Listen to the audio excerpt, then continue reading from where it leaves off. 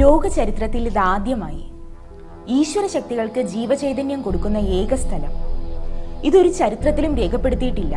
ഇതിനു മുൻപ് കേട്ട് കേൾവി പോലുമില്ല. കലിയുഗ അവതാരത്തിന്റെ ലക്ഷ്യം തന്നെ ഈശ്വര ശക്തികൾക്ക് പുനർചൈതന്യം കൊടുക്കുക എന്നതാണ്. ഇതിലൂടെ മനുഷ്യർക്കും എല്ലാ ജീവജാലങ്ങൾക്കും എല്ലാത്തിനും. ഇത് പരമമായ സത്യമാണ്. അനുഭവത്തിൽ മാത്രം വിശ്വസിച്ചാൽ മതി. ഇതാ മഹാ അത്ഭുതങ്ങൾ ഭാരതിയമ്മയിലൂടെ എത്തുന്നു.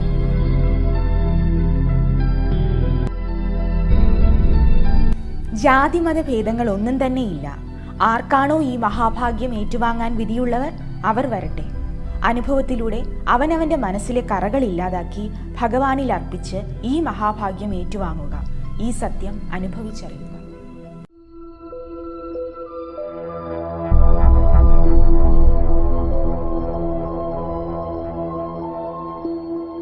ഇവിടെയുള്ള ദൈവത്തിന്റെ പേര് ജനകത ഔഷന്നു ഇലുഷനും ജനകത ഔഷന്നു ഇലു ഇഷാനിയുമാണ്. ഇതിനു പുറമെ നവചകന്മ എന്ന പുതിയ സൃഷ്ടിയുമുണ്ട്. അത് ഓരോ ഈശ്വരശക്തിയുടെയും ജീവചൈതന്യ രൂപത്തിൽ നിന്ന് ഉടലെടുത്തതാണ്. ഈ നവചകന്മ ഇവിടെ വരുന്ന ഓരോ സ്ത്രീകളുടെയും ശരീരത്തിൽ പ്രവേശിക്കുന്നു. അവരിൽ നിന്ന് ഈ സൃഷ്ടി ഭാരതിയമ്മയുടെ ശരീരത്തിൽ പ്രവേശിച്ച് ചൈതന്യമെടുക്കുന്നു. അത് ഇവിടെ വരുന്ന എല്ലാവർക്കും അറിയാം. അനുഭവത്തിലൂടെ മാത്രം വിശ്വസിച്ചാൽ മതി. ഈ മഹാഭാഗ്യം ഏറ്റുവാങ്ങാൻ വിധിയുള്ളവർ വരട്ടെ. ലോകാ സമസ്ത സുഖിനോ ഭവന്തു. ഇവിടെ നടക്കുന്ന കാര്യങ്ങളാണ് ഞാനിതിൽ പറയാൻ പോകുന്നത്. കലിയുഗത്തിൻ്റെ പ്രത്യേകതകളാണ്.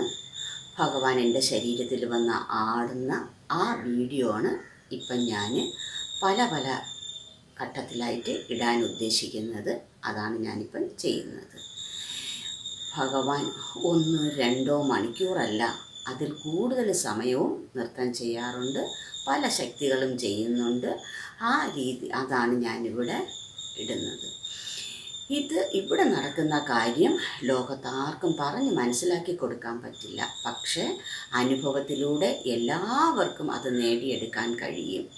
6-7 വർഷമായി ഭഗവാൻ എൻ്റെ ശരീരത്തിലൂടെ ഈശ്വര ശക്തികൾക്ക് പവർ കൊടുത്തുകൊണ്ടിരിക്കുകയാണ്. തുടക്കത്തിലെ ഭഗവാൻ പറഞ്ഞു, നിന്നിലൂടെ മാത്രമേ ഇത് സാധിക്കൂ, അല്ലാതെ വേറെ വഴിയില്ല. അതിനു വേണ്ടി ഭഗവാൻ തന്നെയാണ് അവതരിച്ച് ഇപ്പോൾ ഈ കാര്യങ്ങൾ ചെയ്യുന്നത്. ഒരുപാട് കാര്യങ്ങൾ ഭഗവാൻ ചെയ്യുന്നുണ്ട്. പറഞ്ഞറിയിക്കാൻ വയ്യാത്ത മഹാ അത്ഭുതങ്ങളാണ് ഭഗവാൻ കാണിക്കുന്നത്. ഇത് ഞാൻ എല്ലായിടും അറിയിക്കുകയും എല്ലാവർക്കും അത് മനസ്സിലാകുന്ന രീതിയിൽ ഞാനത് അവതരിപ്പിക്കുകയും ചെയ്തിട്ടുണ്ട്. ആർക്കാർക്ക് ഈ ഭാഗ്യം കിട്ടും, ആരാരിത് നേടും എന്ന് അവനവനാണ് തീരുമാനിക്കേണ്ടത്. ഓട്ടം തുള്ളൽ കണ്ടാൽ ആർക്കൊന്നും മനസ്സിലാവില്ല. കഥകളി കണ്ടാൽ ആർക്കും മനസ്സിലാവില്ല. അത് പഠിക്കുന്നവർക്ക് മാത്രമേ അത് മനസ്സിലാവുള്ളൂ. പഠിക്കുന്നവർക്കും പഠിക്കാൻ ആഗ്രഹിക്കുന്നവർക്കും മാത്രമേ അത് മനസ്സിലാവുകയുള്ളൂ. അതുപോലെ തന്നെയാണ് ഭഗവാന്റെ ഓരോ ചുവടുകളും ഓരോ രീതികളും ഭാവങ്ങളും. അത് മനസ്സിലാക്കാൻ ആഗ്രഹിക്കുന്നവർക്ക് മാത്രമേ ഭഗവാൻ മനസ്സിലാക്കി കൊടുക്കുകയുള്ളൂ. ഇത് നെഗറ്റീവായിട്ട് എടുക്കുകയാണെങ്കിൽ നെഗറ്റീവായിട്ട് തന്നെയായിരിക്കും ഫലം കിട്ടുന്നത്. പോസിറ്റീവായിട്ടാണ് എടുക്കുന്നതെങ്കിൽ അതിൻ്റെ ഫലം തന്നെയായിരിക്കും കിട്ടുന്നത്. നമ്മൾ ഏതാണോ പഠിക്കാൻ ആഗ്രഹിക്കുന്നത് അതിൻ്റെ ഭാഗ്യം ഫലം ഭഗവാൻ തരും. നമുക്ക് വേണ്ടാത്ത കാര്യമാണെങ്കിൽ അങ്ങനെ ഏതാണോ നേടേണ്ടത് അത് അവനവൻ തന്നെ തീരുമാനിക്കണം. കലിയുഗത്തിൻ്റെ പ്രത്യേകതകളാണ് അതെല്ലാം. കലിയുഗത്തിൻ്റെ ഏറ്റവും പ്രധാന പ്രത്യേകത ഈശ്വര ശക്തികൾക്ക് ചൈതന്യം കൊടുക്കുക, പുനർചൈതന്യം കൊടുക്കുക, പുനർജന്മം കൊടുക്കുക. അതെല്ലാം ഇവിടെ കൃത്യമായി നടക്കുന്നുണ്ട്. അതെങ്ങനെ മനസ്സിലാക്കണമെന്ന് വിചാരിച്ചാൽ അതിന് മനസ്സുണ്ടെങ്കിൽ മാത്രമേ മനസ്സിലാക്കി എടുക്കാൻ കഴിയുകയുള്ളൂ. അത് ഒന്ന് ശ്രദ്ധയോടെ അത് മുന്നോട്ട് പോവുകയാണെങ്കിൽ ഇതിൻ്റെ ഓരോ ചുവടുകളും ഓരോ കാര്യങ്ങളും നമുക്ക് വ്യക്തമായി മനസ്സിലാക്കി തരാൻ പറ്റും. ഭഗവാന് 3 അവതാരം ആണ് എടുക്കുന്നത്. 1 അവതാരം, 1 ആവേശം, 3 അംശം. അങ്ങനെ അവതാരം, ആവേശം, അംശം എന്ന 3 അവതാരങ്ങളാണ് ഭഗവാൻ എടുക്കാറുള്ളത്. അതിൽ അവതാരം എന്ന് പറയുന്നത് പൂർണ്ണ അവതാരമാണ്. ആവേശം എന്ന് പറയുന്നത് താൽക്കാലികമാണ്. അംശാവതാരം എന്ന് പറയുന്നത് മഹർഷിമാർക്കും മനുക്കൾക്കും മനുപുത്രന്മാർക്കും ദേവന്മാരായിട്ടും അവതരിച്ചാണ് അംശാവതാരം എടുക്കുന്നത്. ഈ 3 അവതാരങ്ങളും ഭഗവാൻ തന്നെയാണ് ചെയ്യുന്നത്. അതിൽ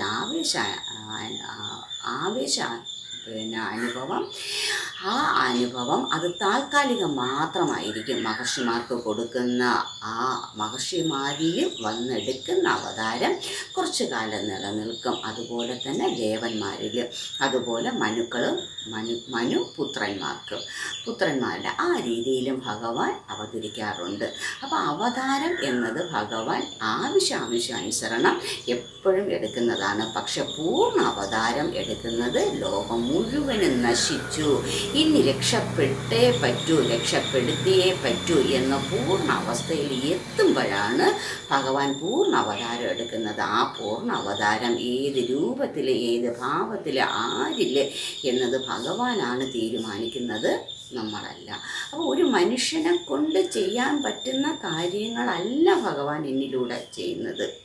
ഭഗവാൻ എന്നിലൂടെ ഓരോ കാര്യങ്ങളും വ്യക്തമായി ചെയ്യുമ്പോഴത്തേക്കും അത് മനുഷ്യന് പറ്റുന്ന കാര്യത്തിന് അതീതമായിട്ടുള്ള കാര്യങ്ങൾ ഭഗവാൻ ചെയ്യുമ്പോഴാണ് അതിൽ നമ്മൾക്ക് അത്ഭുതവും മാഹാത്മ്യവും അറിയപ്പെടുന്നത്. അങ്ങനെയാണ് ഈശ്വര ശക്തികൾ പ്രവർത്തിക്കുന്നു, അവതാരം എത്തിക്കഴിഞ്ഞു എന്ന് നമുക്ക് തോന്നുന്നത്.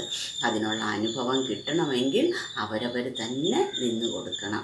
ഇത് മനുഷ്യർക്ക് തമ്മിലുള്ള അവതാരങ്ങളുടെ കാര്യങ്ങളല്ല, ഈശ്വരന് തമ്മിലുള്ള അവതാരങ്ങളുടെ കാര്യങ്ങളാണ്. മനുഷ്യർക്കും ഭഗവാൻ ആവശ്യം പോലെ കഴിവുകൾ കൊടുക്കും, അതിനനുസരിച്ചുള്ള പ്രവർത്തനങ്ങൾ കൊടുക്കും. പക്ഷേ എല്ലാവർക്കും ഭഗവാൻ ഒരുപോലെ കൊടുത്താലും എടുക്കുന്ന ആൾക്കാരുടെ വ്യത്യാസങ്ങൾ ഒരുപാടുണ്ടാവും. ഒരേ ഒരു കാര്യം 2 പേർക്ക് ഒരുപോലെ കൊടുത്താൽ ഒരാൾ ഉപയോഗിക്കുന്നത് ഒരു രീതിയിലായിരിക്കും, വേറൊരാൾ ഉപയോഗിക്കുന്നത് വേറൊരു രീതിയിലായിരിക്കും. അപ്പോൾ ആ രീതിയുടെ വ്യത്യാസം വരുമ്പോഴാണ് മാറ്റങ്ങൾ ഉണ്ടാകുന്നത്. ആ മാറ്റങ്ങളെ നമ്മൾ അംഗീകരിച്ചേ പറ്റുള്ളൂ. നന്മയായിട്ടെടുത്താൽ നന്മയായിരിക്കും, തിന്മയായിട്ടെടുത്താൽ തിന്മയായിരിക്കും. പണ്ടുള്ള ആൾക്കാർ, പൂർവികർ പറഞ്ഞിട്ടുണ്ട്, വന്നിച്ചില്ലെങ്കിലും നിന്ദിക്കരുത്. ഇതിനുള്ള പ്രധാന കാരണം ഇതാണ്. വന്നിക്കാൻ ഞങ്ങൾ ശ്രമിച്ചില്ലെങ്കിലും, വന്നിക്കാൻ മറന്നുപോയാലും നിന്ദിച്ചാൽ അത് അതിൻ്റേതായ ഫലത്തിൽ ചെന്നെത്തും. അപ്പോൾ ആ ഫലം മാത്രമേ കിട്ടുകയുള്ളൂ. അത് നമ്മൾ എങ്ങനെ വേണമെന്നും ഏത് രീതിയിൽ എടുക്കണമെന്നും അവനവൻ തന്നെ തീരുമാനിക്കണം. ആ തീരുമാനം കുഞ്ഞു കുട്ടികൾക്കറിയില്ല, പക്ഷെ അത് മുതിർന്ന ആൾക്കാർ പറഞ്ഞ് മനസ്സിലാക്കി കൊടുത്ത് മുന്നോട്ട് കൊണ്ടുപോകണം. അതാണ് ഏറ്റവും പ്രധാനപ്പെട്ടത്. ഇവിടെ നടക്കുന്നത് മുഴുവനും അത്ഭുതങ്ങളായ കാര്യങ്ങൾ മാത്രമാണ്. അത് മനസ്സൊന്ന് കൊടുത്ത് അതറിയാനൊന്ന് ശ്രമിച്ച് തന്നിലെ കളങ്കങ്ങൾ മാറ്റി, തന്നിലെ ദോഷങ്ങൾ മാറ്റി, തനിക്കും കിട്ടിയ ജന്മം, മനുഷ്യജന്മം ശ്രേഷ്ഠമാക്കണം എന്നാരാണോ ആഗ്രഹിക്കുന്നത്, ആർക്കാണോ അത് നേടാൻ കഴിയുന്നത്, ആരാണോ അതിന് ആഗ്രഹിക്കുന്നത്, അവർക്കത് ഭഗവാൻ കൊടുത്തിരിക്കും. അതിലൊരു സംശയവും വേണ്ട. ഇപ്പം അവതാരത്തിൻ്റെ കാലം ആയത് കാരണം മനുഷ്യർക്ക് ആഗ്രഹിക്കുന്ന കാര്യങ്ങളെല്ലാം ഭഗവാൻ ഉടനുടൻ തന്നെ അത് സാധിച്ചു കൊടുക്കുകയാണ് പതിവ്. അങ്ങനെയാണ് തുടക്കം മുതലേ ഉള്ളത്. ഇത്രയും അവതാരത്തിലെ ഏറ്റവും ശ്രേഷ്ഠമായ അവതാരം 10ാമത്തെ അവതാരമായ കൽക്കി അവതാരം തന്നെയാണ്. പക്ഷെ അത് ഭഗവാൻ ഈ രൂപത്തിൽ, ഈ ഭാവത്തിൽ എടുത്തിരിക്കുന്നു എന്ന് മാത്രം. അത് ഉൾക്കൊള്ളാൻ ആർക്ക് കഴിയുന്നു, ആരാണോ അതിന് അറിയാൻ ആഗ്രഹിക്കുന്നത്, ആർക്കാണോ അത് വേണമെന്ന് ആഗ്രഹിക്കുന്നത്, അവർക്കത് കിട്ടിയിരിക്കും. 2 തരത്തിലുള്ള പൂജയാണ് ഞാനിപ്പോൾ ഇവിടെ ചെയ്യുന്നത്. വർഷത്തിൽ 2 പൂജ ചെയ്യണമെന്ന് ഭഗവാൻ ഇപ്പം പറഞ്ഞിരിക്കുകയാണ്. പറഞ്ഞിട്ട് 2-3 വർഷത്തിൽ കൂടുതലായി ഞാനത് കൃത്യമായി ഇവിടെ ചെയ്യുന്നുണ്ട്. അത് മകയിരം നക്ഷത്രത്തിന്, കുംഭമാസത്തിലെ മകയിരം നക്ഷത്രത്തിൽ ഒരു പൂജയും ചിങ്ങമാസത്തിലെ തിരുവോണ നക്ഷത്രത്തിലെ ഒരു പൂജയുമാണ്. അങ്ങനെ വർഷത്തിൽ 2 പൂജ ഞാനിവിടെ ചെയ്യുന്നുണ്ട്.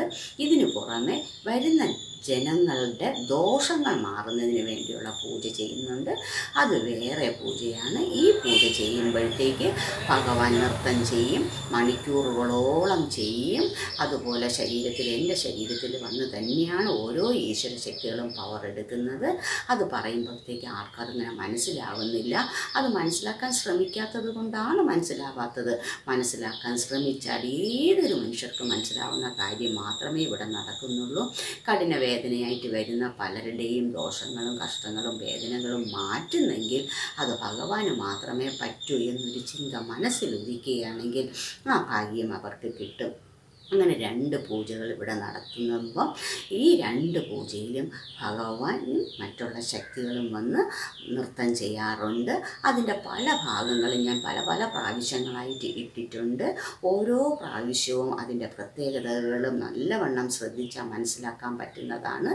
ഇപ്പോഴും കുംഭമാസത്തിലെ മകയിര നക്ഷത്രത്തിൽ ഭഗവാൻ നൃത്തം ചെയ്തു, മണിക്കൂറുകളോളം ചെയ്ത്. പക്ഷെ അതെനിക്കിവിടെ മുഴുവനായിട്ട് ഇടാൻ പറ്റാത്തത് കൊണ്ട് ഞാനത് ഘട്ടം ഘട്ടമായിട്ട് ഇടാൻ ഉദ്ദേശിക്കുകയാണ്. അതാണിപ്പോൾ ഞാൻ ഒന്നൊന്നായിട്ട് ഇപ്പോൾ ഇതിലിട്ടുകൊണ്ടിരിക്കുന്നത്. അതാണ് ഞാനിവിടെ ഇങ്ങനെ കാണിക്കാൻ ആഗ്രഹിക്കുന്നത്. ഇത് ഏത് രീതിയിൽ നിങ്ങൾ എടുക്കുന്നുവോ, ഏത് അർത്ഥത്തിൽ നിങ്ങൾ എടുക്കുന്നുവോ അതായിരിക്കും ഫലം. ഇവിടെ ആരെയും നിർബന്ധിക്കുന്ന ഒരു സ്ഥലമല്ല, അങ്ങനെ നിർബന്ധിച്ച് ചെയ്യേണ്ട കാര്യവുമല്ല. മനസ്സുകൊണ്ട് നേടാവുന്നതും ആഗ്രഹിക്കുന്നതും സാധിച്ചെടുക്കുന്നതുമായ കാര്യങ്ങളാണ് ഇവിടെ. അസാധ്യമായിട്ടുള്ള എല്ലാ കാര്യങ്ങളും ഭഗവാൻ സാധിച്ചു കൊടുക്കുന്നുണ്ട്. ഒരുപാട് അനുഭവങ്ങളുണ്ട്. അത് മനസ്സിരുത്തി വേണം എന്ന ആഗ്രഹത്തിൽ മുന്നോട്ട് ആര് പോകുന്നോ അവർക്ക് ഈ മഹാഭാഗ്യം കിട്ടും എന്നുള്ളതിൽ ഒരു സംശയവും വേണ്ട. അതാണ് ഇപ്പോൾ ഇവിടെ ഞാൻ ഇടുന്നത്. എല്ലാവർക്കും ഈ ഭാഗ്യം കിട്ടണം. ലോകാ സമസ്ത സുഖിനോ ഭവന്തു, അത് തന്നെയാണ് ലക്ഷ്യം. ലോക നന്മയ്ക്ക് വേണ്ടി തന്നെയാണ് ഭഗവാൻ അവതരിച്ചിരിക്കുന്നത്. ഇന്ന് കുറച്ച് ആൾക്കാർക്ക് മനസ്സിലായില്ലെങ്കിലും, മുഴുവൻ ആൾക്കാർക്ക് മനസ്സിലായില്ലെങ്കിലും നാളെ ഇത് മനസ്സിലാക്കിയേ പറ്റൂ, മനസ്സിലാക്കിയെടുക്കും. ലോകത്തിൻ്റെ നന്മയ്ക്ക് വേണ്ടിയാണ് ഞാനിത് ചെയ്യുന്നത്. ഭഗവാൻ എന്നെ അവതരിപ്പിച്ചിരിക്കുന്നത്. ഞാൻ തന്നെയാണ് കൽക്കി എന്നാണ് ഭഗവാൻ ആവർത്തിച്ച് പറയുന്നത്. അനുഭവവും അത് തന്നെയാണ്. ഒരു മനുഷ്യനെ കൊണ്ട് ചെയ്യാൻ പറ്റുന്ന കാര്യങ്ങളല്ല ഭഗവാൻ എന്നെ കൊണ്ട് ചെയ്യിപ്പിക്കുന്നത്. ഞാനൊന്നുമേ പഠിച്ചിട്ടില്ല. പാട്ടോ ഡാൻസോ അങ്ങനെയുള്ള ഒരു കാര്യവും ഞാൻ പഠിച്ചിട്ടില്ല. കവിതകളൊന്നും ഞാൻ എഴുതിയിട്ടില്ല. അതെല്ലാം ഭഗവാൻ എന്നെക്കൊണ്ട് എഴുതിപ്പിക്കുന്നുണ്ട്. 10-20 പാട്ടിൽ കൂടുതൽ ഭഗവാൻ എനിക്ക് തന്നു കഴിഞ്ഞു. അതിൽ കുറച്ച് ഞാൻ യൂട്യൂബിൽ അവതരിപ്പിക്കുകയും ചെയ്ത്. സ്വരമധുരമോ അങ്ങനെ കാര്യമായിട്ടുള്ള ഒരു കാര്യവും ഇല്ല. കേട്ട് പഠിച്ചിട്ടില്ല, കണ്ട് പഠിച്ചിട്ടില്ല, ആരും പഠിപ്പിച്ചിട്ടില്ല, പഠിക്കാൻ ശ്രമിച്ചിട്ടുമില്ല. പഠിക്കണമെന്ന ആഗ്രഹവും എനിക്കുണ്ടായിട്ടില്ല. പക്ഷേ ഭഗവാൻ എന്നിലൂടെ എല്ലാ കാര്യങ്ങളും ചെയ്യുന്നു. ആവശ്യാനുസരണം ഭഗവാൻ ഓരോ കാര്യങ്ങളും എനിക്ക് തരുന്നുണ്ട്. ഭഗവാനോട് ചോദിച്ചിട്ട് മാത്രമേ ഞാൻ ഏത് കാര്യവും ചെയ്യുള്ളൂ, ആരുടെ കാര്യവും ഞാൻ ചെയ്യുള്ളൂ. സ്വന്തമായിട്ട് എനിക്കൊരു അഭിപ്രായമില്ല, എനിക്കത് ആഗ്രഹവും ഇല്ല. ഭഗവാൻ പറയുന്നതിൽ മാത്രമേ സത്യമുള്ളൂ, ശരിയുള്ളൂ, ന്യായമുള്ളൂ, നീതിയുള്ളൂ. കള്ളമോ കാപട്യമോ വഞ്ചനയോ ഒരല്പം പോലും ഇല്ലാത്ത ഒരു സ്ഥലമാണ് ഇത്. ഭഗവാൻ എന്നിലൂടെ പ്രവർത്തിക്കുന്നത് നിങ്ങൾ ശ്രദ്ധിച്ച് നോക്കി അത് നിങ്ങൾക്ക് ആ ഭാഗ്യം വേണമെങ്കിൽ മാത്രം മുന്നോട്ട് പോവുക. അതിൻ്റെ ഭാഗ്യം നിങ്ങൾക്ക് കിട്ടും. ലോകാ സമസ്ത സുഖിനോ ഭവന്തു. ലോകാ സമസ്ത സുഖിനോ ഭവന്തു.